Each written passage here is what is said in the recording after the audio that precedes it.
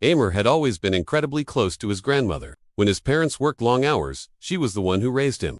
She fed him, prayed for him, fought for him, and loved him with all her heart. But as Ammar grew older, life started to pull him in different directions. New friends, a demanding new job, new priorities. He still loved his grandmother, of course, but the visits became less and less frequent. Whenever she called, her voice was always so soft and full of hope. "Beta, when will you come? I made your favorite chai today."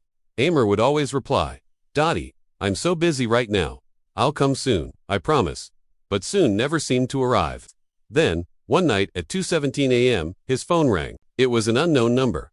Half asleep, he answered. A trembling voice on the other end said, "Are you Ammar? Your grandmother has been taken to the hospital. It's serious." In an instant, Ammar's heart dropped. He was wide awake, throwing on clothes, his hands shaking as he rushed out of the house. The taxi ride felt like an eternity. Every red light was a form of torture. He just kept whispering to himself, "Please, Dottie, please just stay." When he finally reached the hospital, the sight before him broke his heart.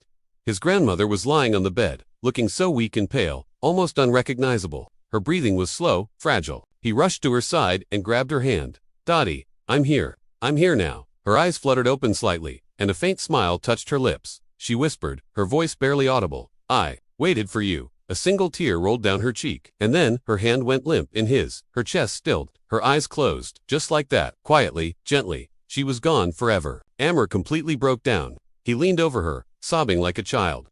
All the visits he had postponed, all the promises he had delayed, came crashing down on him in that one, single moment. The next day, he went to her house. Everything was frozen in time.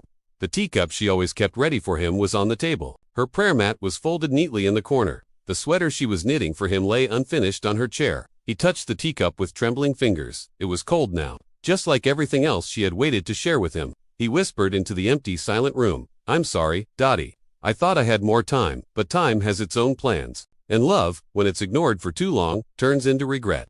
Now, every time Ammar's phone rings late at night, his heart still trembles. Because he learned the hardest truth of all. The people who love us the most often leave quietly, and we usually don't realize their true value until their silence becomes permanent.